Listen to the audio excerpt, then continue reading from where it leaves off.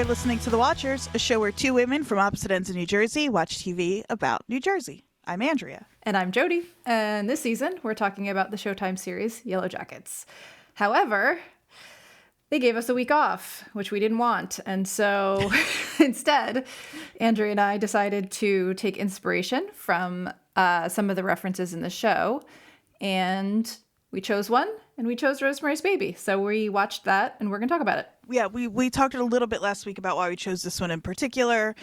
It's a movie that neither one of us had seen before, and so I think our understanding of it, just as being a horror movie that deals with pregnancy, and also, of course, we know that the poster is one of the first things you see in Van Shop. It's also just one of the most iconic movie posters, I think, of all time. And so that was kind of as much thought as we put into it. I'm still glad we picked it. Yeah, I am too. Although I think at the top we need to do some content warnings that I wish I had before watching the movie. Yeah, right. It's what happens when you do zero research. So just a little content warning here. This movie deals with, and we will be talking about, concepts of rape and sexual assault. The director of this movie also has a content warning of his own. So we will be talking about that stuff, but so please take care. Don't listen if you don't feel like you want to hear about that today. There's also something I didn't expect.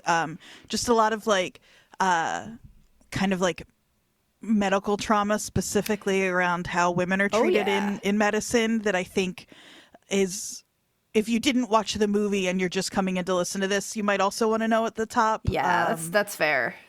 I think those are the big ones. For sure. I think I just kind of assumed, I was like, well, if people are watching Yellowjackets with us, all of the same content warnings that apply to Yellowjackets apply to our podcast, and will likely, should cover everything. But no. But no. But no. So yeah, I am still glad we watched it. I think that there's a lot of things a lot of interesting crossovers with Yellowjackets, and also with the show that gave us our name, The Watchers, or The Watcher. I couldn't believe how much. I know. I was like, it was making me laugh thinking about how angry I assumed you, especially I think maybe just to right at the top to say, I think I do. It's so funny to try to talk about this. This is the conversation listeners haven't really heard us have about The Watchers, and it's going to sound very similar, because I think you actively, quote me if I'm wrong, or not, don't quote me if I'm wrong, correct me if I'm wrong. I think you actively, on the whole spectrum from good to bad, do not think this is a good movie? I don't know that I would say that. I think that I had a very negative reaction to this movie for the most part. That doesn't mean I think it was a bad movie. Okay, yeah. Which I guess isn't how you reacted to The Watchers. No, I think The Watchers is a bad show. And for me, I think I'm again, like I was with The Watchers, I am so perplexed by this movie, and maybe even more than that, people's reaction to it. Yeah. Yeah. So let's just kind of get something that needs to be said out at the top, which is Roman Polanski, the director of this film, is basically living in non-extradition countries due to being arrested and charged with drugging and raping a 13-year-old girl. He also has other... was that 1977 after the making of this movie? Yeah, 77. He also has a number of other allegations of rape about young women. And so he has been, in recent years, not in the 80s, 90s, or early 2000s, but in recent years has been somewhat blackballed from Hollywood. And he is living in exile. So yeah. But still making movies. He has one set to release, I think, this year. Mm-hmm. I think that another thing that I hesitate to bring this up, but I also think that an interest in horror makes some sense considering his past, his history with the Holocaust. So just as a note in terms of influences early life, having an impact in the types of films that people make and the themes involved. Polanski is Polish, from a Polish Jewish family.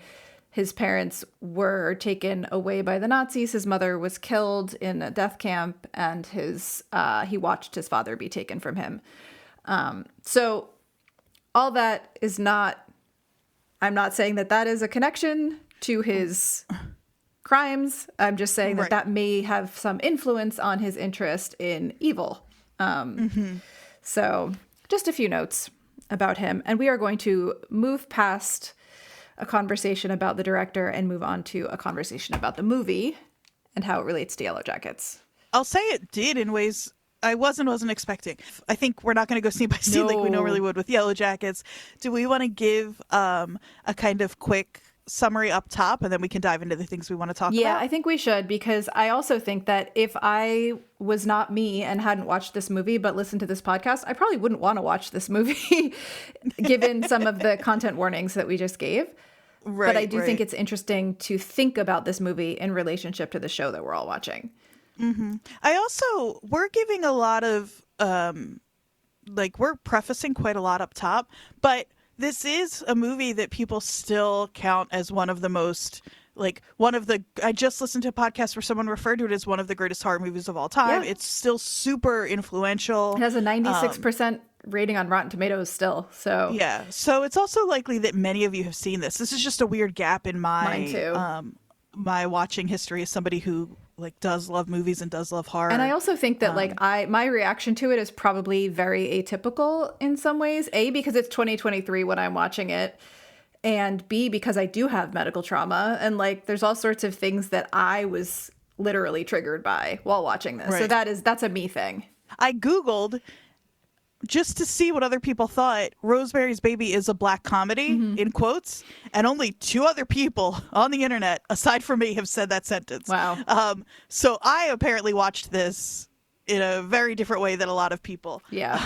And I know that part of that is this movie was made in was released in 68, I believe. And I'm well aware that a 2023 viewing of this is going to be very different from a 68 viewing of this. Yeah. Disclaimers upon disclaimers. But, we're 2 individual people that had specific reactions to this film that were a little different. So should we just kind of give a quick recap of what the story is even about? Yeah, I think so. Let's see how we do with giving a quick recap of anything. Okay, we could do this. Sure.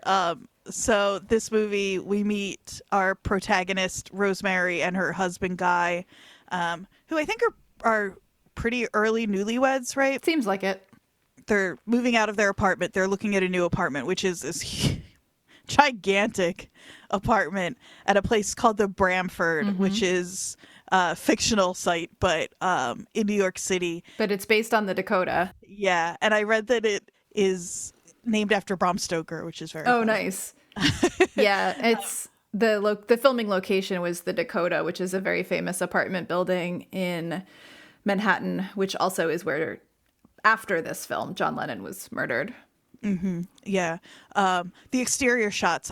We'll drop links to all of our sources because I think we kind of pulled from a lot of different places. So, but I was listening to or reading something that the exterior shots are all the Dakota, and then when they tried to film inside, the apartment was just too nice and they needed it to look a little scarier, and the Dakota was like, you're absolutely not gonna mess with this building. So I think the rest of it was shot in LA. Yeah, I think so too. But the exterior shots are the Dakota. Yeah. But all the interior stuff. And then obviously anytime those scenes at Radio City Music Hall and obviously all the exterior stuff is firmly New York, which is what I said last week when I was like, what is this? Is this like a New England movie? I think because I thought this was a much more straightforward kind of witchy movie. Right. And that's why I placed it in New England. Right. But it's such a New York movie. Yeah. No, it's not in Salem. No, not at all. Yeah. Anyway. Yeah. So anyway, they look at this apartment in this building that their friend Hutch warns them has a very dark past. Hutch just happens to have so much knowledge about the Bramford. Hutch is into witches. All them witches. But so Hutch warns them that there have been stories of cannibalism and Satanism and dead babies wrapped in newspaper in the basement. and they don't care. It's a nice place. They like it. She says, Rosemary says at one point, she's like, something like, bad things happen in every apartment. Right, She's right. like, okay. Yeah. All right. Maybe not Ro. cannibalism, but and Guy's an actor, and Well, he's trying to be. he's trying to be an actor. But they move in and then meet their new neighbors. Minnie and Roman. Castevet, which is just, we should absolutely make note. This, obviously, Rosemary's Baby, the movie is based on Rosemary's Baby, the book by Ira Levin. Something that kept coming up in all of the research I was doing was that, like, apparently this is a super faithful adaptation. Yeah. So certain things that don't necessarily make sense in the movie, it could be because we don't have the fuller context of what was happening in terms of like narration in the novel that you lose when you move to a visual medium. Yeah. Yeah. So that's just something to keep in mind here. Yeah. So when they're being shown the apartment, the furniture's still in it. An old woman has died. So we get a few clues up top that the people in the apartment are maybe up to something, because there is a huge like secretary, the piece of furniture, and it's Not a so person. cute. Yeah, there's Very large secretary. just hanging out in the apartment. Sorry. And the woman who lived there before has clearly dragged it with some sort of superhuman strength, I don't know. Yeah. And placed it up against a closet door. Yeah. Which We also see lots of like dying herbs and plants everywhere, and a quick flash of a diary entry that says something like I can no longer associate myself. yeah. So it seems like something bad has happened there. Right. The guy showing them the apartment says that she was old, she was in a coma, and then she died. It's the first of many comas we'll A lot hear of comas. about. And so they take the apartment kind of because they'd be crazy not to, as I don't know what property rates and whatnot were like I don't know what like rental rates were like in New York City in 68, but I can't imagine the size of this apartment. That's ridiculous. It's ridiculous. So we see Rosemary in the basement doing laundry in this creepy basement where we've already been told that a dead baby was found at one point. And there's another woman down there with her named Terry. They meet, and Terry tells them about their neighbors that she is currently living with, who have taken her off the street. She says, I'd be dead if not for them. Yeah. She even says, like, I thought maybe it was for like some kind of sex thing, but they've been on the up and up. Like they're above board. They've been like grandparents to me. Right. But she's wearing this necklace that has a smell that they've given her. They said it's for good luck. I yelled, and I think it was the first time I texted you as I was watching the movie, because it was the first thing for Yellowjackets. I was like, oh no, it's a necklace. Yep. She's been marked. Yep. Exactly. And like there's always like necklaces in these witchy things.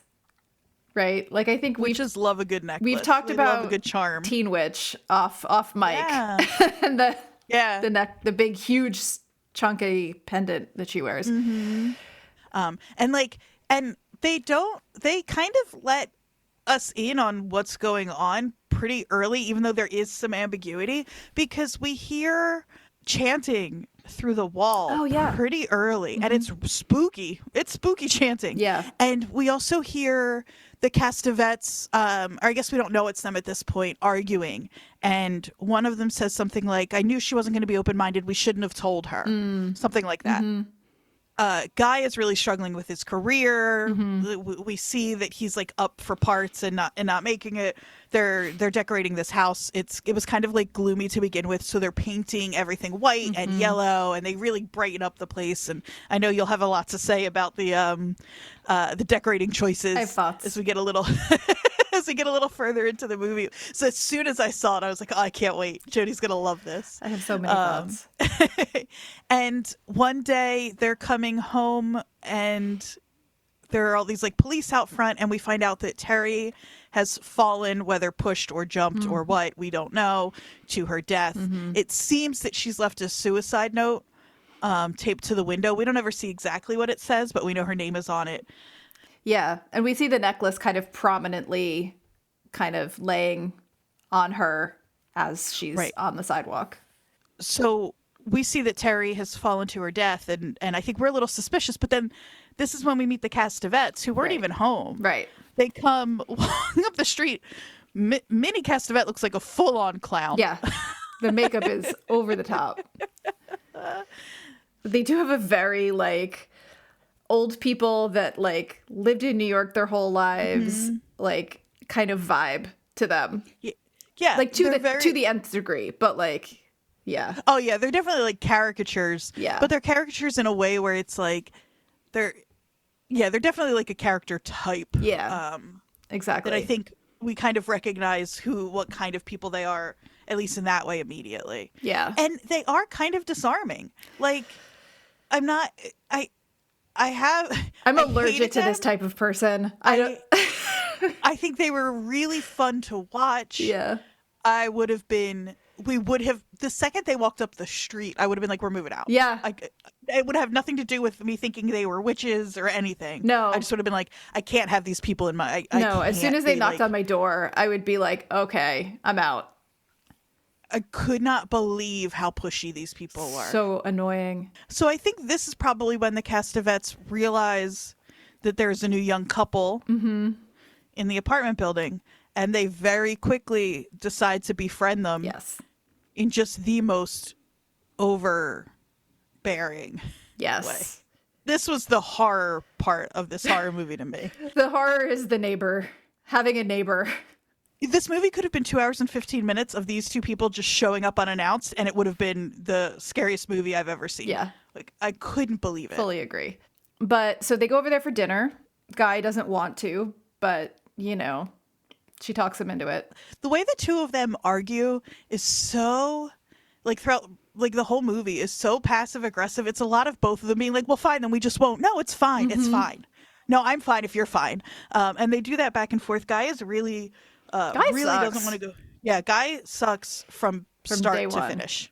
Like, even before all of the stuff he gets involved with. Yeah. But the important thing here is that he is not interested at all in meeting and befriending these neighbors at first. Yeah, just in the very beginning. Yeah, and neither is Rosemary, played by Mia Farrow, who is, I think, one of the things everybody, including me, agrees on is she is spectacular in this movie. Yeah. She is so incredibly, like, just like lovely and watchable. Like, yes. She's just...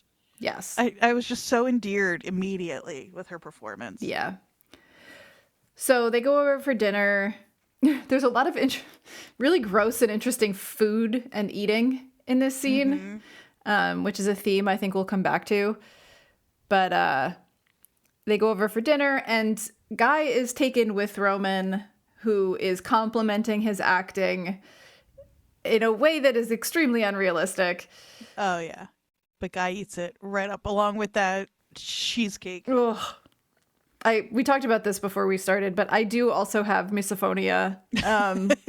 Melanie Linsky and I have that in common. And there's so much disgusting eating in this show, in this movie. Yeah, seriously. But by the time they leave, Guy is like, yeah, I like this guy. I'm going back tomorrow night. Going back tomorrow night? Yeah, and Rosemary's like, really? I couldn't believe it. She's like, I'll just stay. And he's like, you don't have to go.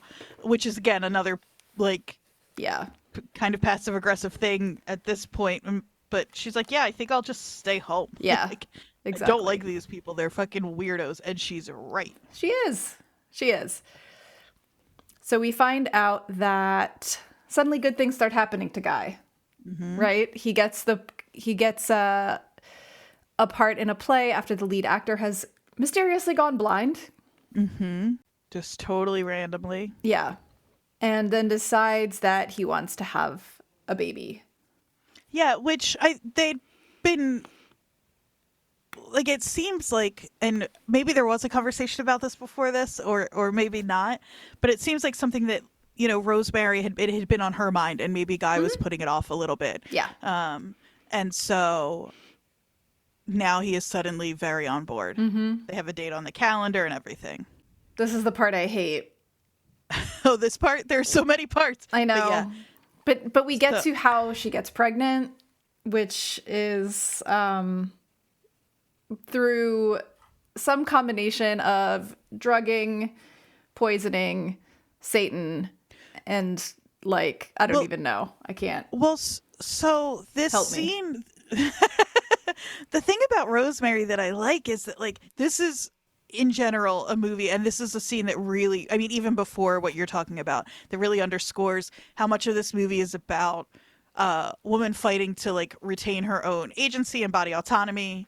And Rosemary fights really hard for it. She gets pushed around a lot, but she is always aware of it in a way that I think is significant for a movie of this time, and for a horror movie especially. Yeah. So, like, Mrs. Castevet, Minnie stops by to drop off dessert, and Guy goes to get the door, and Misty's like, please don't let her in tonight of all nights. And Minnie doesn't stay, which is the first Did you just call her sign. Misty? Did I? I think that's you did. so funny. Minnie doesn't stay, which is No, I think you the called first Rosemary sign. Misty. Anyway, Oh, did I? I think you did. Oh God. We'll have to listen back. That's really funny. But Minnie doesn't stay, which is the first sign that, like, something is off, because Minnie loves to be around. She does. But she drops off these two chocolate mousses. She calls them chocolate mouse, which is gross. They sit down to eat them, and I think I did say Rosemary because I almost started to say Misty there. That's so weird.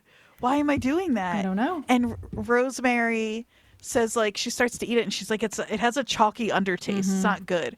And Guy just fully, like, He just he's bullies her into into eating Yeah. it. Yeah. Yeah. And he's He's a like, dick. there's no, yeah. Well, he's like, there's no undertaste. And then he does the thing where he's like, fine, don't eat it. And she's like, no, I'll eat it. Great. It's delicious. Yeah. Like, whatever.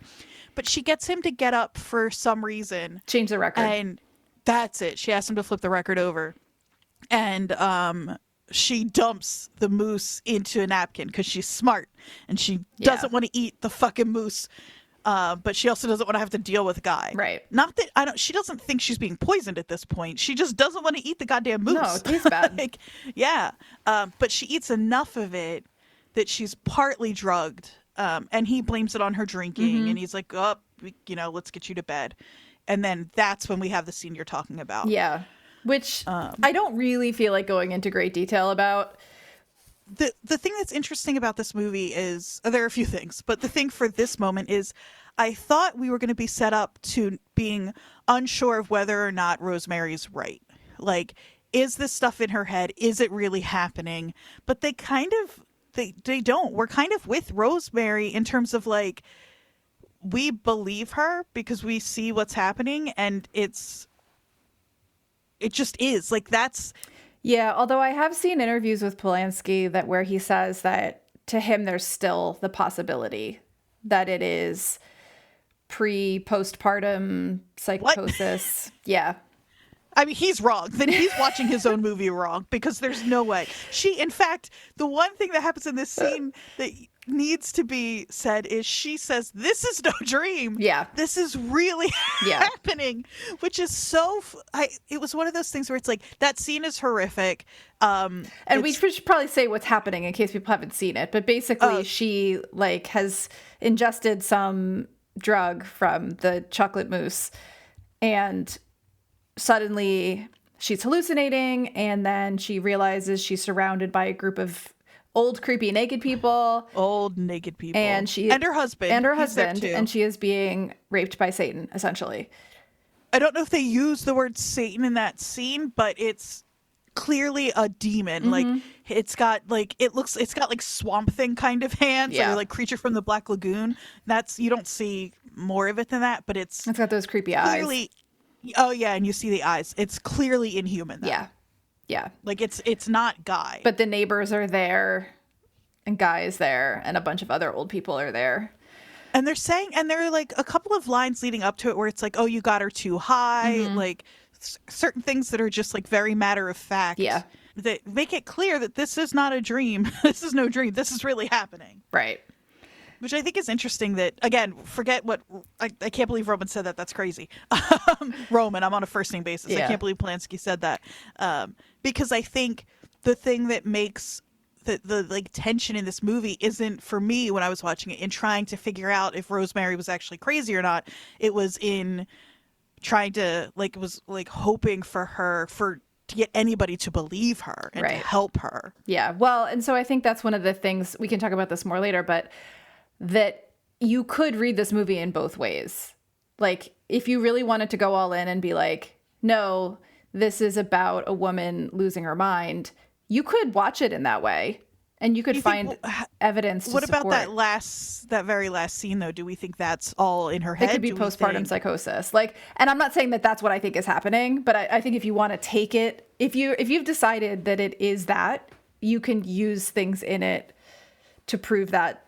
I struggle with that because I think then that could be true for just about any horror movie where anybody. Yeah, but I think that's what this is playing with, right? Especially like, that last. I think up until she crosses that threshold into the Castavet's apartment in that last scene, I think that a person could maybe watch this movie that way. I really don't know how you do once you get into that very last scene. Yeah, I mean, I'm not saying that this is the majority opinion, but I think that because Polanski said that, I do think that, like, I could see, and we'll talk about the yellow wallpaper of it all later, but I could see how it's playing with that. Right. Okay. But so she wakes up the next morning with scratches on her, and I almost think this scene is worse than the previous one. Yeah, because it's like, you know, he's very casually just telling her that instead of being like raped by a demon, it was just marital rape. It was just him having sex with her while she was unconscious. The movie seems to understand that is a problem. Like, yes, and she seems to understand it's a problem. She's not like, oh, okay. He is so awful in this scene. Yes. He is so incredibly awful. And because she is rightly disturbed and he is so casual about it and he blames it on her. He's like, I told you, like, you know, now you get cocktails or wine. You don't get wine and cocktails. He's like, he's so disgusting in this scene. No, he makes a joke about how he's cut his nails since then and blah, blah, blah. It's disgusting. But Rosemary gets pregnant.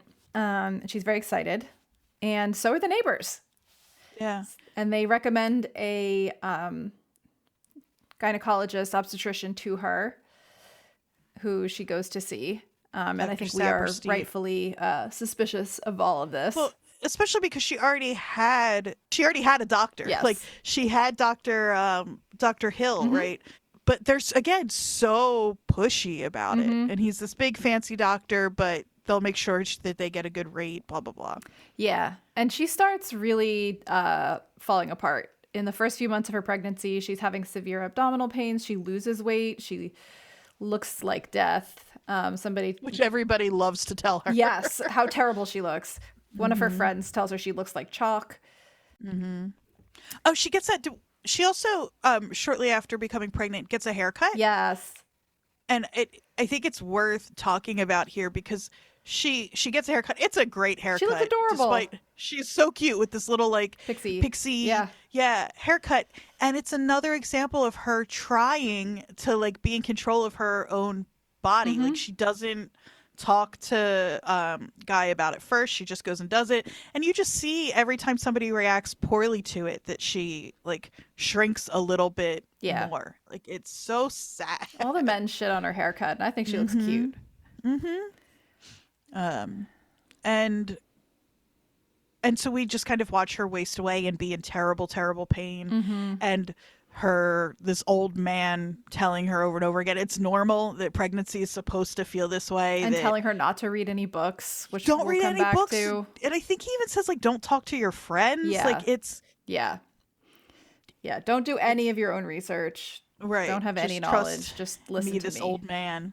So around Christmas time they have a party, and that's where, you know, she's really looking awful physically, and her friends are noticing, and she's got like, it's a party where purposely the old people next door aren't invited. It's all of her young friends. And that's all Rosemary's doing. Like, Guy wakes up, it's early. He's like, what are you doing? She's like, I'm planning a party and you've got to be under 60 to be in, and it's our friends. And it's another instance of her trying to assert herself and to get a little bit of her life back. Yeah.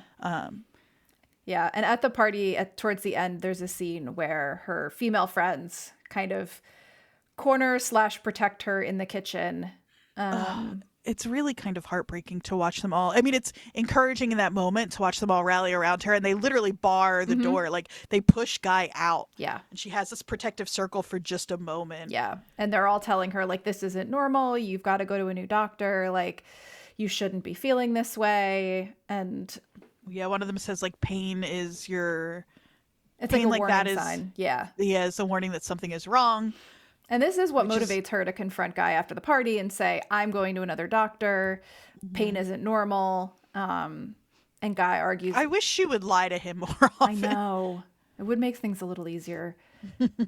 But yeah, so he argues against it and says that Dr. Saperstein would be offended. And then as they're arguing, the pain stops suddenly and she feels the baby move. Which is now a time to ask, what do you think is going on there? This was a little bit fuzzy to me, like why this argument is what makes that happen. Like the only thing, and this is me being an idiot, but the only thing that makes sense to me is like she's carrying a demon baby.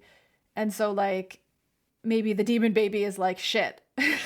That's what I thought too, that like either the demon baby or Satan, who I just assume has the power to be connected and know that this is happening. I thought the same thing, but then I was like, so then the pain isn't I mean, it's not, again, I also agree that a pregnant woman shouldn't be feeling this way, but I thought the pain was like, well, that's what happens when you're growing a demon baby in your body. It's going to hurt more. But this then made no sense to me. If honestly. they can turn it, I mean, I think it was just a way to get her to, for the movie's sake, like for her to calm down in that moment. I don't know. Yeah, and to like identify with the baby. Happy. Yeah, she's so happy. Yeah, exactly. Hutch is also at the party, so he sees how poorly she's doing, and afterwards she gets a phone call from him. Right, and he asks her to meet him the next day at 11 outside the Time Life building. I love all the scenes of New York in the 60s. It just makes me happy. But he won't explain why. But it seems that he is catching on to some of this. And so, and we know he's the one who warned her about the building in the first place. Right. So she goes to meet him the next morning, and he doesn't show. So she calls him. It's such a sad little scene of her, like, kind of just, like, walking around looking for him. At one point, an older man starts walking her way, and my heart leapt. I was so happy. I was just, like, so desperate for this woman to have, like, one ally in all of this. Nope. But it's not him. Nope. He never shows. He never shows. She calls him and she gets someone who is a friend of his named Grace Cardiff, who tells her that he has taken ill unexpectedly and fallen into a coma. Right. And right after the phone call, we should mention, Guy suddenly gets a hankering for ice cream. She gets a phone call. She says, "Oh, it was Hutch. He wanted to talk to me. He wants to talk to me tomorrow." And then Guy is like, "Weirdest thing. I really could go for an ice cream cone. Do you want one?" And he goes out. Oh, right. Yes. The next morning, Hutch doesn't show. Right. Yes, exactly. And during that outing where she's going to meet Hutch, because it's around Christmas time, I think she sees like a nativity scene. Oh yeah. She sees a nativity scene. I think that the sort of Virgin Mary imagery has kind of come back a number of times. And then fucking, what's her face? Goddamn Minnie Castavets shows up. These people, again, this is bad enough. As somebody who, like, sometimes I just want to go shopping by myself and not have to look or talk to anybody I know. I can't even wander around New York fucking city without this woman tracking me down. Yeah, she's everywhere.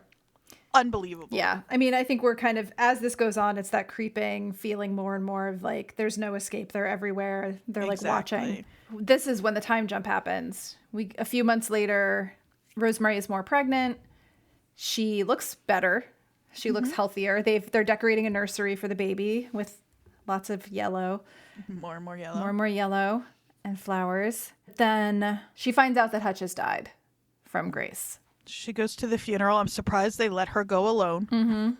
And it's at the funeral that Grace, introduces herself and gives Rosemary this book wrapped in brown paper, which is one of my favorite.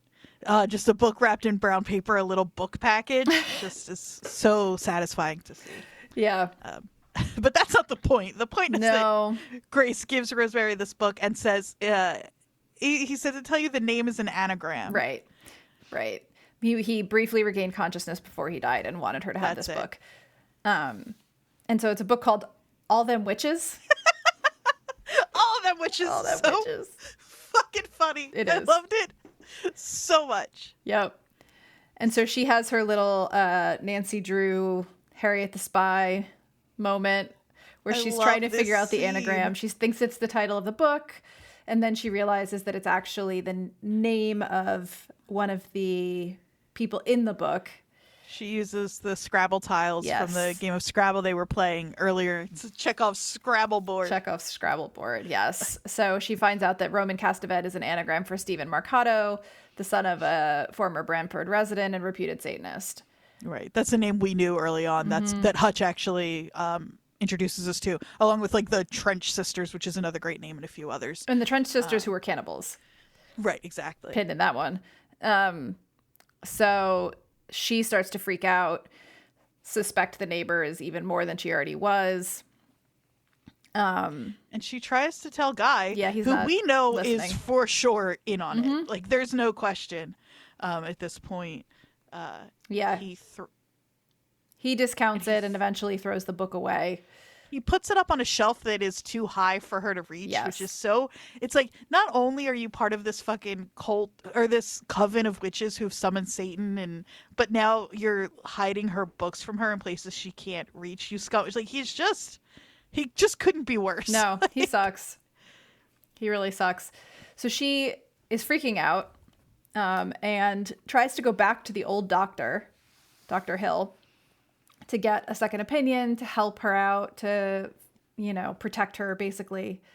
Yeah, there's a scene before she actually goes to him that takes place in a phone booth that is, as I've learned, and one of the most, like, off referred to scenes in horror and just like film history in general. And it's a really kind of stunning scene because it's the thing about it is that it's one uninterrupted shot. She makes like 3 phone calls, and it's very claustrophobic. You're in there with her and you're just like, you're just waiting to see the like group of witches come up on the phone booth. But that doesn't happen. Instead, at some point, and I missed it actually happening, which was even more sinister, but there's a man with his back to the phone booth who you think is Dr. Saperstein, and she doesn't know he's there, and she's on the phone, and she's still trying to convince Dr. Hill and his like on-call person to let her be seen. And in a total fake out, it's not Dr. Saperstein, thank God. So you've got a little hope. Dr. Hill agrees to see her. She takes a car to his office, and she very heartbreakingly, I don't know why this is the thing that really kind of broke me with this, is she asked the driver, she says, will you wait and make sure I make it inside? Yeah. She's just like, oh. So relatable. Yeah, absolutely. But of course, he is not the answer. He's just another man who does not believe anything that she says. Yep. And he calls her husband. He pretends to. He pretends tells to. her relief in this scene is, again, when this movie's long, by the way. It's so when you know this fucking movie still has long. like another half hour. Good God. And he's like, well, go rest. I'm going to get you set up in a room at Mount Sinai. At Mount Sinai. And, she thinks she's like, finally, somebody has believed her. And then. Yeah, he calls her husband and Dr. Saperstein. They come and get her. They threaten to put her in a mental hospital if she doesn't go with them. And so they bring her home. Which I think especially, like, even now that's a threat that nobody wants, but especially like in the 60s, I think like a woman being kind of like quote unquote put away it was not the kind of like rehabilitative way that we think about it now. No, Like, and just a historical note here, since this is my area of research. If she had been put away in a mental hospital, all they need is her husband's signature, and they can keep her for as long as they want to, including right. like and take the baby. women who were there in those situations for years because their husbands just decided they were like done with that wife. So there was no accountability. They could have just put her away forever and taken her baby. Right. So she tries to run away. She does this like thing with hopping in the elevator while they're scrambling on the ground for the things that she's dropped. Which is pretty smart. It is. She locks them out of the really house, but she tries. doesn't realize that there's another way in. Yeah. Oh, and at this point, too, this is the one thing that is sort of a kind of twist in the movie. So up until this point, Rosemary thinks, and I think we're supposed to as well, that they want her baby to do some sort of ritual with, that the baby's not meant to survive, because we found, there's the history of cannibals, there's the baby wrapped in newspaper. She thinks they want her human baby that she and Guy have conceived, right, and that they're going to use the baby's blood and flesh in some sort of ritual. I said something about them wanting to eat the baby when I was watching this with my roommate, and they were like, nobody said eat the baby. And I was like, okay, maybe not eat it, but like Yellowjackets has infested our brain. Honestly, I think that might be it. Don't eat the baby. But yeah, up until these last couple of scenes, that's what you think is happening. Right.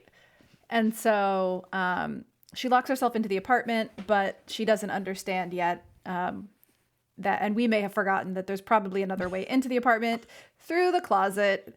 That the reveal that they are in the apartment is so it's so Scooby-Doo. Yes, they just sneak back through the door. It's so silly.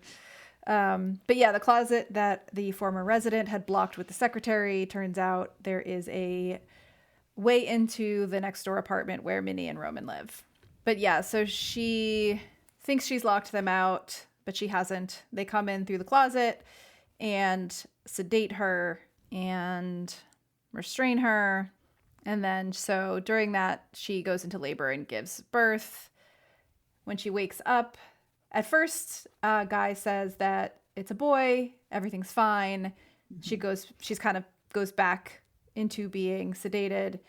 And then when she wakes up again, he tells her that the baby was stillborn. And basically, the doctor blames her and says, if we'd been able to do this in a hospital, I maybe could have saved the baby, but you just wouldn't listen. And right, you wouldn't, yeah. Yeah. And they're so dismissive. They're like, but, in a few months, like, you can try again. Yeah. And Guy's like, yeah, we can have more babies. It's, like, no big deal. Yeah. And my career's going great, by the way. Yeah, so. Yeah. She also notices as she's kind of, like, in this postpartum fog that, like, they're taking her breast milk and saying they're getting rid of it, but it doesn't seem like that's the case. Again, another instance where she's really smart. She takes a dirty spoon and drops it into the breast milk. Mm-hmm. And that one woman who is, they're witches who have, gotten her pregnant by Satan. So, like, that's bad. But this woman is the worst of them.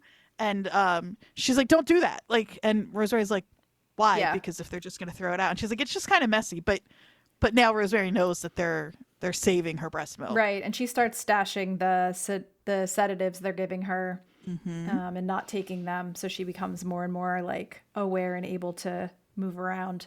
And then she starts hearing through the wall a baby crying and asks Guy about it. And he says, oh, new tenants upstairs. They have a baby. But she's not buying it. And she figures out the hidden door in the closet and goes into Minnie and Roman's apartment. She grabs a big ass knife. She does grab a big ass knife. So this is where I hope, what I don't know about this movie is that Rosemary murders a bunch of witches and saves her baby. Yeah, that would have been a good ending. I would have loved that. Unfortunately, it's not what happens. No. She goes into the apartment. She sees a gathering of creepy old people that are standing around, chatting around like a bassinet draped in black. It is a black bassinet, and the mobile is like what would be like a baby, like, mobile or whatever hanging is an upside down cross. Mm-hmm. I scream. This is so funny. They had to special order that, Jodie. You can't get that at a store. They made that for the devil baby. Yes, they did. So that it's a devil baby. Yes. They think, probably Satan's baby will want a black bassinet with an upside down cross because it's the devil's baby. Yeah. And that is so funny. Yeah, this scene is very, I mean, we'll talk about the campiness of some of the characters, but this scene is very campy. There's like a guy loading film into a camera, which of course I noticed. Yeah. There's a lot of like very over the top acting. So this truly, this scene is so funny. So Rosemary goes to look at her baby. This is when she realizes, and I don't know if I was just so like perplexed watching this whole movie that nothing was a shock or surprise to me. We were also supposed to think that she had given birth to a regular human baby, right? I don't know. I think at this point I was kind of like assuming that because the devil had impregnated her, that we were getting a devil baby. Like a devil looking baby. Well, she wasn't, because I think she was clearly shocked to see the physicality of this baby, which we don't get to see, right? No, you just which hear I her think say, is the "What have you done to his eyes?" I think that's the right move, because usually like those reveals, yeah, I can think of so many where it goes poorly. So I think that's the right move. She says, "What have you done to his eyes?" And then somebody says, he has his father's eyes. Satan. And then because she's like, "What do you mean? Guy has normal eyes." Right. And they're like, "Well, joke's on you, lady." Yeah, guy's not the father. Nope, this is Satan's baby. So they tell her everything now. I guess they figure she's had the baby. They're all surrounding her. Like, she's not getting away if she decides to try anything. Yeah. So they straight up tell her, like, you had Satan's baby, and now Satan's back on Earth. This is year one, which they say New Year's at that party. They say, like, 1966 year one. So they kind of, like, hint to that. Yeah. And they say, like, you know, you can be a mother to the child. You don't have to join the coven or whatever, but you can mother the child. And she kind of gives in. She hears the baby cry because that crazy bitch is... One thing before that is so satisfying, because Guy says, like, you can have your own children. Like, we can move to LA now. Like, we don't... Like, this was just a thing we did so that we could have a better life. And she just spits right in his fucking face. Yeah. Which I loved, obviously. Good for her. Little last bit of defiance, but that doesn't last because her quote unquote maternal instincts take over, it seems.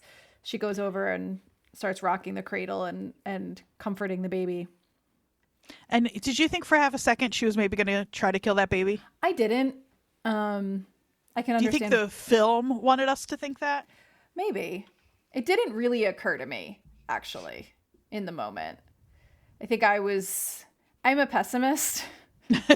And I was like, no, she's just gonna fucking go along with it. Do it. It's the 60s. Yeah, well, that's the thing, is I think the thing that was so perplexing about a lot of this movie to me was it seemed to be very aware of the issues it was presenting in terms of this woman being just like gaslit, like definitionally. I know we kind of use that word pretty like willy-nilly lately, but like this is definitionally what's happening in this movie, and of this woman being like gaslit to hell, and again, like we talked about medical trauma and the ignoring like women's pain and dismissing it, and all of that is like are very real issues in the 60s and absolutely still very real issues today in 2023. And I was like, oh, this movie like kind of gets it in a way that I wasn't expecting, and a lot of that had to do with once I realized who the filmmaker was, and also like it's not the commentary on it, it's kind of trying to have it both ways in a lot of ways, I think. And then in this scene especially, where it's like, yes, but despite all of that, her motherly instincts kick in. And it's just like all of that is like the thing that is more powerful in all of that is a woman's like instinct to mother, which is so gross. See, and I think you can see that part both ways too, because you can definitely see that as, oh, her motherly instincts kicked in, mothers above all, blah blah blah, or you can see it as she's fucking trapped and she knows it. Like, that's also true. She has no power in the situation. It's either do this or end up in a mental hospital for the rest of her life. And it's hard to see on her face exactly. I think she's wrestling with both of those too, maybe. Because it's hard to tell on her face what exactly she's feeling in that moment. And so it's possible that she is also kind of torn between those two.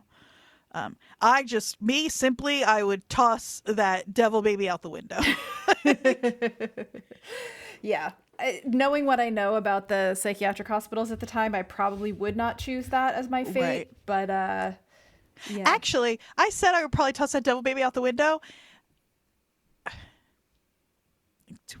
Here's something, is that maybe this, I'm not maybe, this definitely says a lot about me. I think I probably would go along with it and then move to LA. Like, I Yeah. mean, and then back to Jersey, which is where, even in a fictional universe, I'm going to end up. But, Right. but I think maybe I would just kind of roll with it. I'd be like, if you guys want to keep that devil baby, like, well, it's here. Yeah. Like, I don't know. Make the best of it. Yeah. Yeah. You guys have fun. Yeah. So that's the movie. That's the whole movie. I feel very weird about watching it. Yeah. Like, it's very long. It's very strange. It I has couldn't believe how long this fucking movie felt. It feels long. I felt like it took my entire life last night to watch this thing.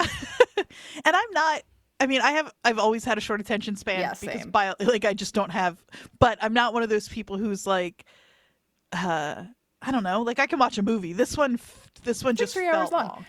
Yeah. And I think also- it's 2 hours and 15 minutes. It feels really long. Feels like it's 3 hours long. It feels like a 3-hour movie. The only thing that kept me going through this movie were the things that I was able to pull connections to this fucking delightful show we're watching. I have never wanted to watch an episode of Yellowjackets more than As a when I had to palate watch cleanser? this movie. And I know it's a classic, and I know there's people that love it, and I'm not a film critic, and you can completely disregard my opinion. And again, I don't know that either of us, I think I'm not saying it's a bad movie. I'm just saying I did not enjoy watching it. it just didn't feel like a horror movie to me, and I even for movies of the time, like I think or that's not the things that were horrifying to me in this movie didn't feel like what the movie like that. I don't know. I think the things that were horrifying in this movie were Perplexed. what were supposed to be horrifying in this movie. But I think that it's different to write that and film it as a man than it is to watch it as a woman in 2023. You know what? Maybe that is where the disconnect is. Because for me. this was filmed in 1968, and we should be thinking about this as like, oh my God, how awful. So much was so bad back then. And it's like, no, this is still a fucking situation, guys. Like, it's maybe that's what it is too. Is this movie? Because I'm looking at Rosemary in 1968 in 2023 as like, well, yeah, like this is the this is a horror movie version of things that like women every day deal with, and is this movie holding Rosemary up as like an anomaly maybe, and that's where the disconnect is. I don't know, or not an anomaly. That's not exactly it either.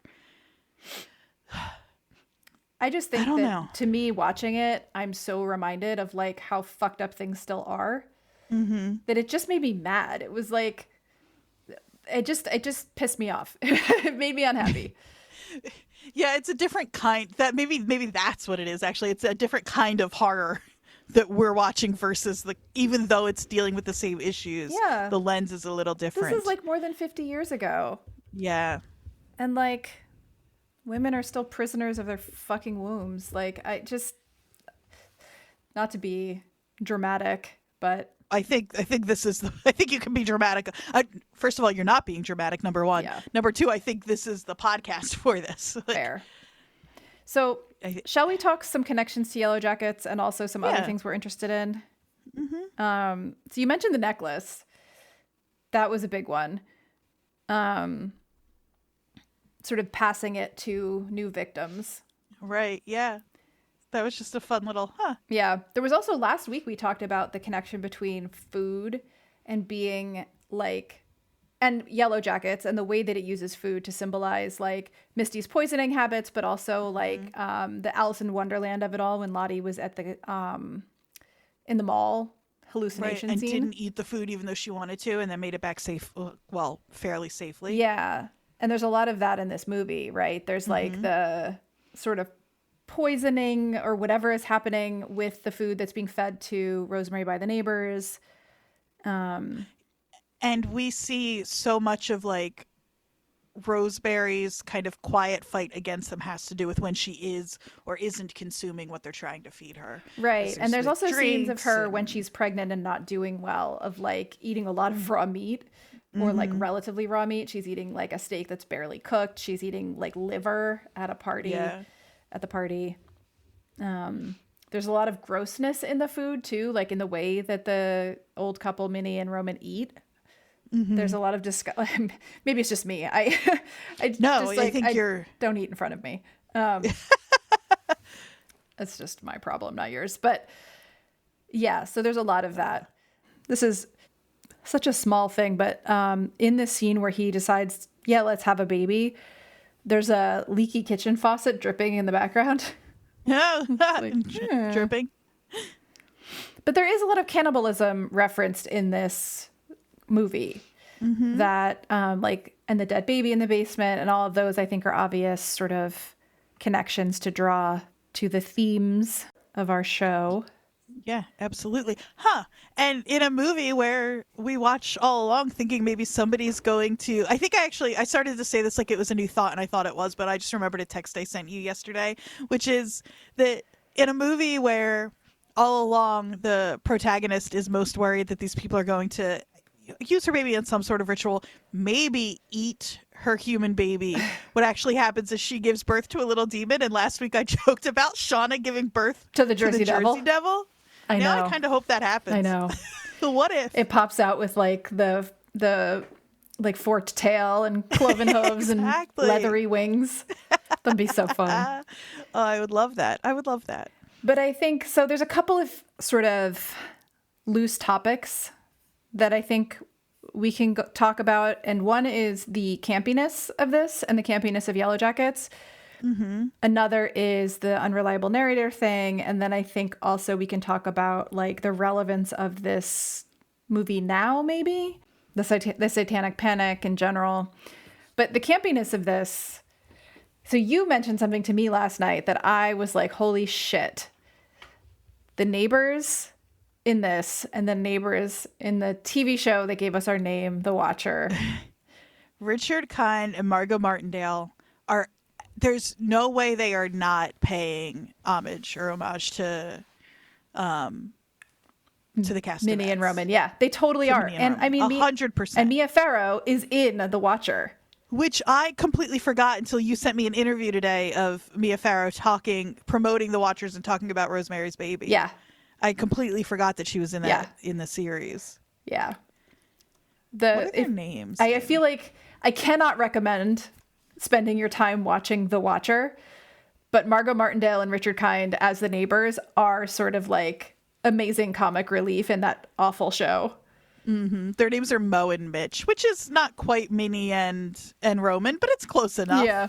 I love it. I love that like connection that you made. When you think about Rosemary's Baby being so influential, like that's such a good example. Like I think they would have been playing those characters that way whether Mia Farrow were in the movie or not. Oh yeah. Like, that's just Yeah. Those characters are super campy, but they are unsettling to be so kind of like larger than life and big and in your way. Yeah. In this, and also kind of like treating this world as normal. Yeah, and that's what they are in The Watcher too. Like the neighbors are just like really in their business and like in a really uncomfortable way. I could like start thinking about a lot of connections between those two things, and I really don't want to think about The Watcher. I guess maybe people aren't talking much about The Watcher because I'm not finding anything that is drawing that where anybody has made that connection, which seems They're trying to forget it. Yeah, exactly, more than anything else, because it's so obviously what's going on there. Yeah. The main thing for me about this movie was just its obvious connection to the story that I'm still obsessed with that has influenced my own work. I made entire like pieces about the yellow wallpaper, but like for those that aren't familiar with the yellow wallpaper as a story, and didn't have to read it in psych class in like high school like I did. It's a story of a woman who is experiencing some sort of emotional break. It's implied that it's a postpartum depression. Her husband, who is a doctor, prescribes a rest cure where she is confined in an attic and has no intellectual stimulation, is not able to read. Interesting. He keeps books from her. She is a writer. He doesn't allow her to read or write. And this is supposed to cure her of whatever's going on with her. And as instead, what ends up happening is she starts to fully devolve. The wallpaper in the room starts to become more alive, which of course it's yellow floral wallpaper. And she starts to see a woman trying to get out from behind the wallpaper, which is also sort of her. She's like tearing the wallpaper off the walls. She fully loses it. And then, yeah, and he like ends up tying her to the bed basically with a rope so she will stop sort of peeling the wallpaper off the walls. At the end, it says, God, it's so, the way she writes this. But here I can creep smoothly on the floor, and my shoulder just fits in that long smooch around the wall, so I cannot lose my way. Why, there's John at the door. There's no use, young man. You can't open it. How he does call and pound. Now he's crying for an axe. It would be a shame to break down that beautiful door. John, dear, said I in the gentlest voice, the key is down by the front steps under the plantain leaf. That silenced him for a few minutes. Then he said very quietly indeed, open the door, my darling. I can't, said I. The key is down by the front door under a plantain leaf. And then I said it again several times very gently and slowly and said it so often that he had to go and see. And he got it, of course, and came in. He stopped short by the door. What is the matter? He cried. For God's sake, what are you doing? I kept on creeping just the same, but I looked at him over my shoulder. I've got one out at last, said I, in spite of you and Jane, and I've pulled off most of the paper so you can't put me back. Now, why should that man have fainted? But he did, and right across my path by the wall, so that I had to creep over him every time. Every time. So she does not leave the room. That image of her, because she says, like, with my shoulder, and where she's just like, it's not even crawling. It's like dragging herself around the room. Yes. And so that story, you know, it was written in 1892, but it's seen as an early feminist writing, and it's about a woman who is given basically the exact opposite of what she needs. She's given confinement instead of freedom and intellectual stimulation and right. all of that, and how it affects her. Well, and it's interesting because it obviously those parallels are there, even if you don't see Rosemary's room with the literal yellow wallpaper but there's no like Satan or anything. There's no supernatural element really not even really. There's no supernatural element in the yellow wallpaper. Right. It's just a man assuming and telling a woman. A doctor, right? A doctor, right, and exactly. What's in the yellow wallpaper, quote, unquote, it's best like, for her. Yeah, in the yellow wallpaper, the doctor and the husband are the same person, right? And so, but yeah, it's about that sort of the power that person has. And it's also like, it's fully the unreliable narrator story that I referenced earlier, where, you know that what she's seeing isn't real. Right. But also like But you know that her like suffering and everything that has caused this is very real. And she's the protagonist in it. So I thought that was, especially because of the apartment in the movie, like she paints the apartment white and the only color that we see regularly really is yellow. There's like yellow curtains, yellow blankets, the wallpaper behind her bed has yellow floral wallpaper on it. Like the yellow wallpaper has also been brought up a number of times by people in reference to Yellowjackets. That's why I kind of made that connection. Right. Yeah, absolutely. It also reflects that Rosemary so badly wants to have this life that is bright, and she wants her baby, and she wants her marriage to like do well, and she wants to live her happy little life, and she's got this bright yellow everywhere, and there's still nothing she can do to, Yeah. They're both about like the powerlessness of the female experience, especially around childbirth and motherhood. Because even in the yellow wallpaper, it's never, I don't think it's outright said that it's like a postpartum break, but in a lot of the analysis written about it, it seems like that's what the consensus has been. I believe it. It's so good. Yeah, that's one of those ones that if you haven't read because you were assigned it in school and were stubbornly opposed to reading what you were assigned in school, I'm with you. I think I'll drop a link because it's great. And I think it's like the version that I'm looking at now is not even 10 pages. Yeah. So there's a quote in it. If a physician of high standing and one's own husband assures friends and relatives that there's really nothing the matter with one but a temporary nervous depression, a slight hysterical tendency, what is one to do? My brother is also a physician and also of high standing, and he says the same thing. So I take phosphates or phosphites, whatever it is, and tonics and journeys and air and exercise, and I'm absolutely forbidden to work until I am well again. Personally, I disagree with their ideas. Personally, I believe that congenial work with excitement and change would do me good, but what is one to do? And to be fair, this is two women talking about this, neither of whom have had children. So to be fair, we are missing a piece of the experience puzzle here. Yeah, I guess that's a good point. You're right.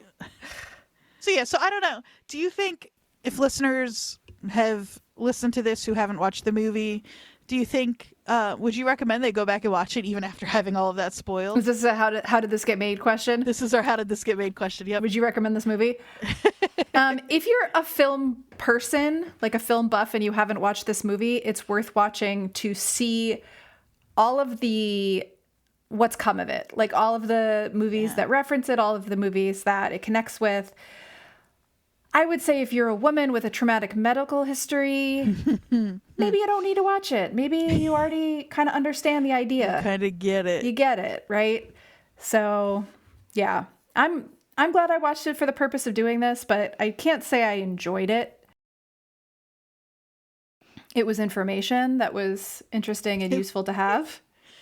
It was information. Yeah. Just watch at your own risk if you're someone like me who is sensitive about some of the stuff that's portrayed in the movie. What about you? I wouldn't say this is one of the greatest horror movies of all time. I think the things that are horrifying about this movie, I am horrified by. I also think I found a lot of it very funny, and not in the way that, like, I get annoyed with people who watch old horror movies and laugh at them, like, oh, that's so stupid, it looks so fake. Like, that's not what I mean. No.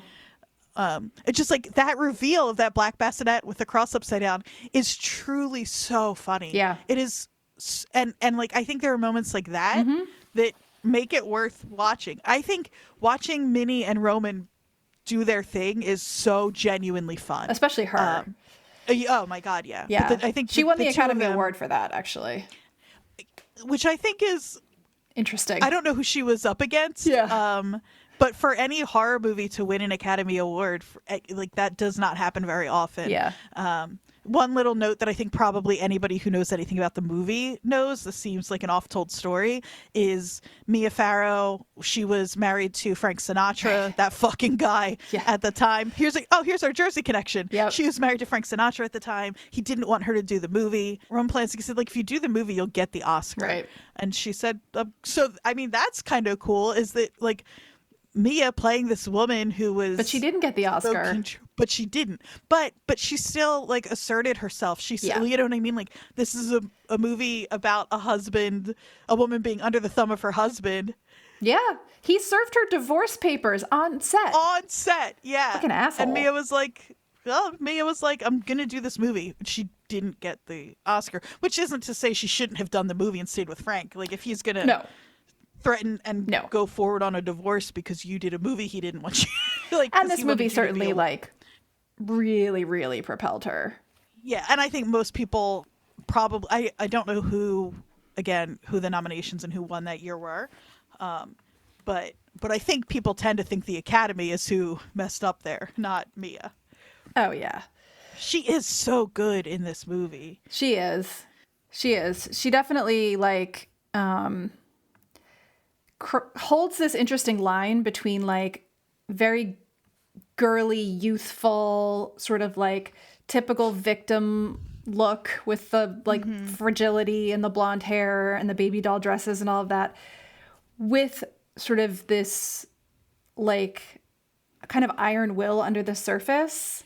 Yeah. It's a woman who's like aware of what like the expectation of a woman at the time was, and still like being aware of it and being like not totally able to defy it, though like the haircut is a good example of her pushing against that, but being able to play kind of in both of those at the same time is really I think it's a skillful performance. I do think it's interesting also that the writer of the book has spoken much later about how he has some regrets about the popularity of Rosemary's Baby because he thinks it helped fuel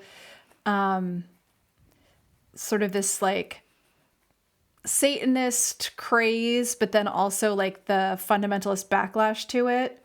He has Interesting, thoughts yeah. about like what Rosemary's Baby led to, that he's not thrilled with the results.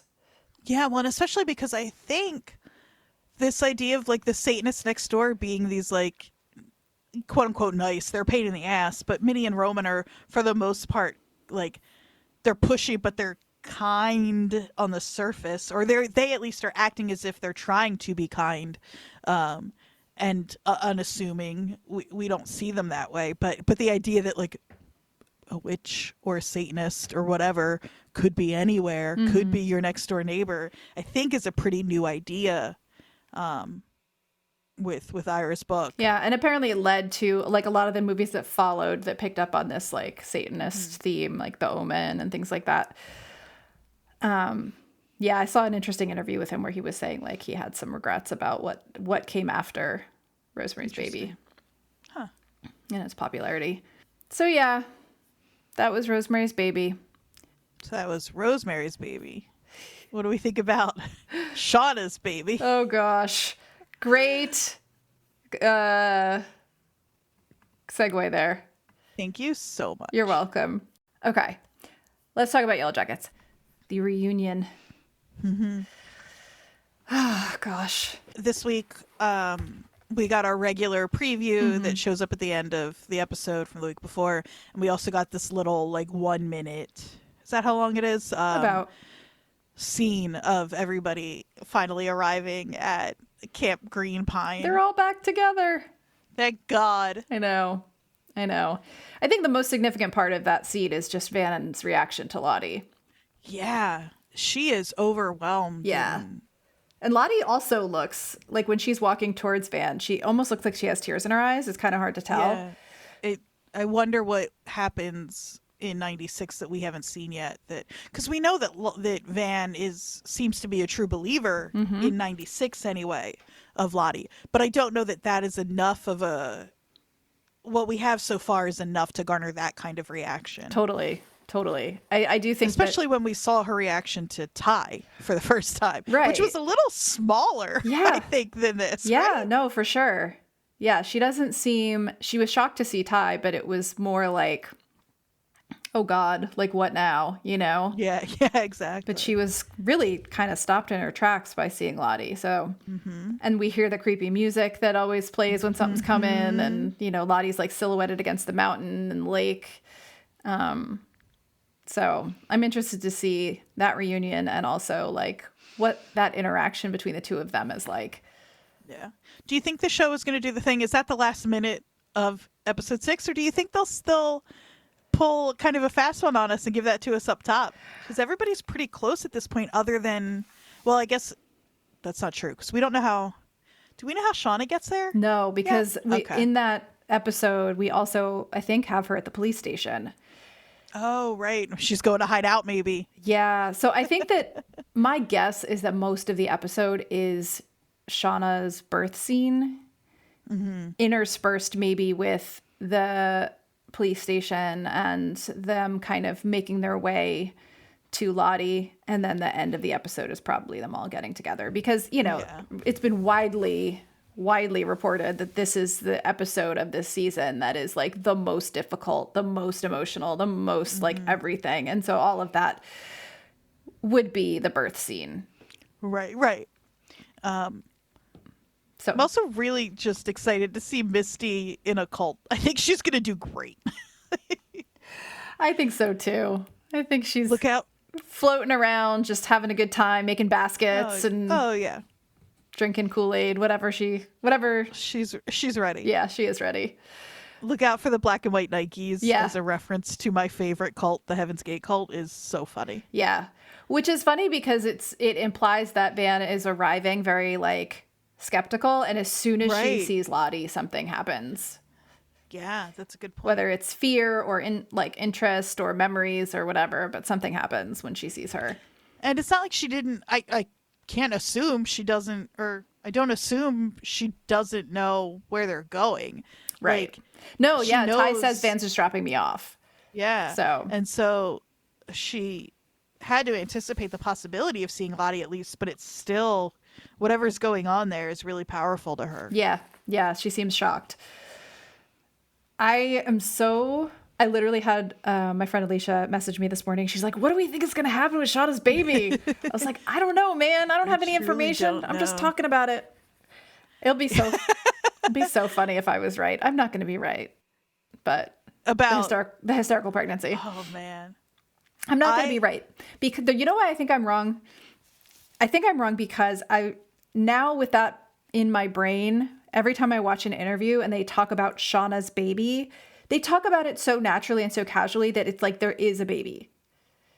Now, that could be sort of like just the way they've decided to talk about it, but that seems very conspiracy theory-esque to me. Right, yeah. In my own brain to start being like, they're all talking about it like there's a baby, but maybe there is no baby. I don't know what I think is going to happen, and I don't know what I want to happen. I don't think I want to see an actual here's something really brave of me to admit. I don't think I want to see an actual baby die on this show. No, I don't think I do either. And I just don't think it's that kind of show. But any other explanation I know is outlandish, because our other options are hysterical pregnancy, like you said, which I think is fucking cool. I love the idea. Again, the only reason I'm still holding on to that is because it solves the problem of having a dead baby on a show. Yeah, and it also ties Shauna to the wilderness and darkness, because if Shauna goes into birth and doesn't actually deliver a baby, then there's some other delivery happening there. And then that makes even more ambiguous the supernatural, rational, whatever we want to call it, divide. That I think is really interesting, especially with Lottie's stuff saying, like, you're going to change everything, blah, blah, blah. Like, but I still think I'm wrong. But I want you to be right. I still think I'm wrong. I do think that is highly unlikely. But again, if we're just looking at the options here, options are baby is born and at some point becomes dead. Mm-hmm. Baby is stillborn, which again is also a rough, even for a show like this. I just think I know. And especially when so much has been made of this baby's birth. Hysterical pregnancy, like you said. Jersey Devil born on foreign soil. Possibility. Yeah. It's a possibility. I mean, what are our other options? That the baby is born, like I said, and survives and survives and makes it off, which again is another possibility and also unlikely. Yeah. I think you and I seem to think it's more unlikely than the general consensus. I think a lot of people are yeah, there's a lot of like Wood's baby is X discourse still, but I don't know how much of that is serious anymore. Well, or not even just Wood's baby is X, but that Wood's baby is going to show up in 2021, even if not as a character we've already met. I think it's very unlikely that the baby survived. But that's why I keep like chewing on this in my brain, because the idea that a show that has scenes as funny as Jeff rocking out to Papa Roach in his car and Misty performing a scene from Steel Magnolias is going to also force us to deal with like a visible quote unquote corpse of a baby. Like, but are we drawing a kind of line that because it also, this is also, again, I mean, they ate Jackie. I know this. They ate Jackie. Cannibalism is part of it. So what if, the way that we dealt with the cannibalism scene was by turning it into a sort of hallucinatory Greco-Roman feast, right? So what if we don't actually see a baby be born, right? But we see like this mass hallucination that they create to deal with it? Because if they're dealing with the worst things that happen out there and the worst things they do by imagining, and they can absolutely show it to us that way so that it's not shown directly on screen.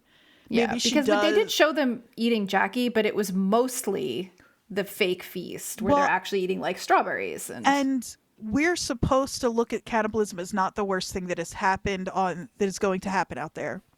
Or at least that moment of cannibalism. And so it makes sense that we would, I almost said get to see as if it's a nice reward for us, but so it makes sense that it would show it to us in part, and that the thing that is much worse, and if that is the death of this baby, would be something that we never actually see on screen, and all we see is this collective hallucination that is the way that they're all choosing to deal with it. And especially because like we talked about a couple of weeks ago, that like the show doesn't, for the most part, when it comes to the like stuff out in 96 in particular, isn't hiding anything from us in a way where it's like there are things we don't know yet just because they haven't happened yet, that have been hinted toward, but the stuff that's ambiguous for us is also ambiguous for the girls for the most part. Right. And so if they have also blocked out the actual memory of what they've done and replaced it, right, with some other or whatever, they could also keep it from us in a way that would feel... I mean, that would feel kind of true to the way that the show has been going so far. Huh. Jodie, that is really smart and something I hadn't thought of. And now as soon as you say it, I'm like... It just came when we were talking about it. Because because I was thinking about when I said, like, this is a show that I can't imagine showing us something so awful as a dead baby. But they did show them cannibalism is also awful. Engaging in cannibalism, which is pretty fucking awful. Yeah. And they showed it to us in a very specific way that made it simultaneously still awful, but also, like, watchable for people who don't really want to watch that, like me. I also think the show, I've seen people talk about, so I know it's something that even if the show isn't directly hinting at this, is allowing for the possibility of, look at how much distance I'm putting between what I'm about to say, allowing for the possibility of considering the idea that they might consume the baby. And so there's no universe where that happens, I think. I don't think so. But no. because of that, because there is a shadow of it somewhere, anything less than that is better and more deal withable than what could have happened. Yeah. Which is maybe they eat the baby, right? So if we've got that in the back of our head, and what actually happens is we never see a living baby become no longer living. Yes. And no baby is consumed, then kind of in just over the course of this little conversation, have decided that kind of anything could happen at that point with those two caveats in mind. Right. And I mean, I think it's entirely possible that we don't see a baby at all. Yeah, exactly. Like the hallucination takes over and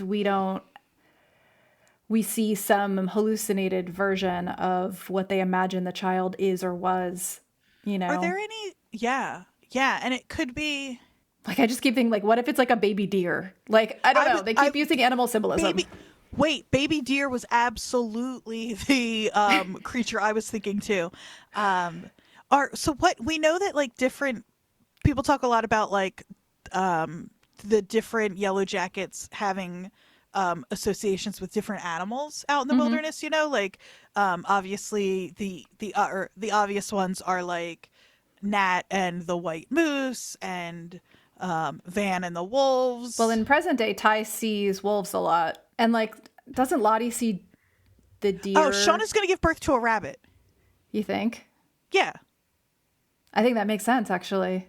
Not to say that Shauna is going to give literal birth to a rabbit. Right. But again, we've also seen that the group has kind of made this pregnancy so much more about them than about Shauna. Yeah. And so it's become extremely symbolic of, like, some sort of hope and something coming to them. Yeah. And I could totally see the show.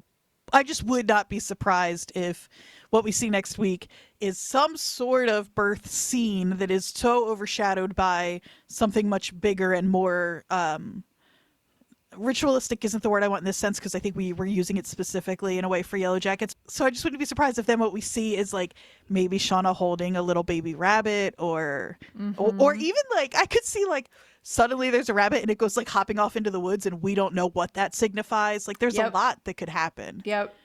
But exactly. But now my money is on some sort of rabbit imagery. I think that is a solid theory, because I could see them also like, it's becoming spring. Like, what if they quote unquote see a rabbit in the woods that like then becomes a sacrifice? Like, and we don't actually know, like, is it a rabbit? What's happening? So I don't know. I think we cracked it. Is it Friday yet? I know. I was just counting days, like Sunday. Okay. We're almost there. Not really. And then, no, we're not almost there at all. And then for our listeners, though, when they hear this on Tuesday, we'll be almost there. Almost there. If you're in the Philly area, May 5th and 6th, I have nothing to do with it, but Sing Us Home Fest is happening. It's Dave Hawes and bands that I love very much, and I'm friends of, the Tisburys and Catbite and Drive By Truckers and Craig from the Hold Steady and a bunch of other people. Yeah, it's going to be a great little weekend. And then if you're in the New York area, beautiful Cononymous, the Beautiful Anonymous convention, May 4th, 5th, 6th, and 7th. May 5th and 6th, those nights, two really incredible comedy shows with comedians that, if you're a listener to New Jersey is the World, you'll be, did I talk about this last week? You'll be familiar with I don't remember.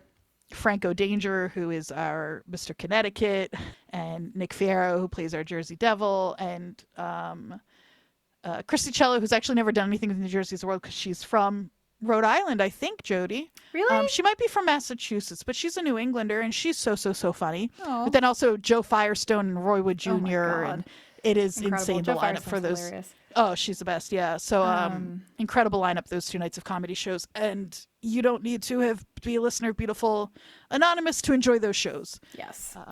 I also have two one... plugs for things that have nothing to do with me, but... Yeah. I also have one podcast recommendation. I listened to it this morning, interestingly. It's an older episode of The Waves, which is a Slate podcast. It's like their feminist podcast. The Waves. That's a good name. Yeah. And so the episode I listened to was from February 16th. I'd kind of been like meaning to listen to it and been saved in my podcasts. But it's called The Inherent Fear in Being a Woman. Ooh. And it's actually... Interestingly enough, it's about a book that came out, I guess, in February by an author named Erica Berry called Wolfish, Wolf, Self, and the Stories We Tell About Fear. Ooh. Yeah. So I feel like our Yellowjackets friends might be interested in that book also. It's about like the experience of the fear of being a woman, but also as it relates to stories about wolves specifically. And takes like Little Red Riding Hood as one of its like inspirations. It sounded really, really good. I liked the interview a lot. So maybe check that interview out and then see if the book sounds interesting. That's very cool. We should start a book club, which is what I say on all of my podcasts. I love that. Check that out. I'll drop links to everything that we talked about today in the show notes. So lots of links. Oh, hey, we got a review. Oh my God. We should share. Because I said that if you write a review on Apple or wherever you listen to podcasts, that we'd share them on the show. Yeah, so we got a rating. It's from Frey Adjacent, and they said fun and insightful convos. One of my favorite podcasts discussing Yellowjackets. Glad I found it. Yay! Thank you. Yeah, it makes me so happy. Thank you so much for listening. Yeah. If you didn't listen this week, because you didn't watch Rosemary's Baby, you don't know that I'm thanking you, or you don't know that we're thanking you, but yeah, but we are thankful nonetheless. I feel like Andrea and I would do this regardless of whether people are listening or not, just have an excuse to talk about this show. But it's always nice to know that we're not just talking to ourselves. Yeah, I have not even looked at the numbers, so I know that we have at least one person, and people, a handful of people have been very nice on Reddit and social media. So I know that a few people are listening at the very least, and it means a lot. It does. Thanks for hanging out with us. Yeah. And Jodie, Andrea, I think this is it. I think now we have to wait for Friday. I think this. I know. I guess that's it for us. So, like, rate, review, subscribe, follow us at WatchersPodNJ on Twitter and Instagram. Shoot us an email with your theories. Let us know if you watched Rosemary's Baby because of us. Let us know if you're mad at us. Yeah, I would be so interested to hear from other first-time watchers of this like classic of cinema. If they had similar reactions to me or you or both of us. Shoot us an email, watcherspodnj@gmail.com. If, you've got thoughts. We'd love to hear them. We would. And we will see you next week. Goodbye. See you in the woods.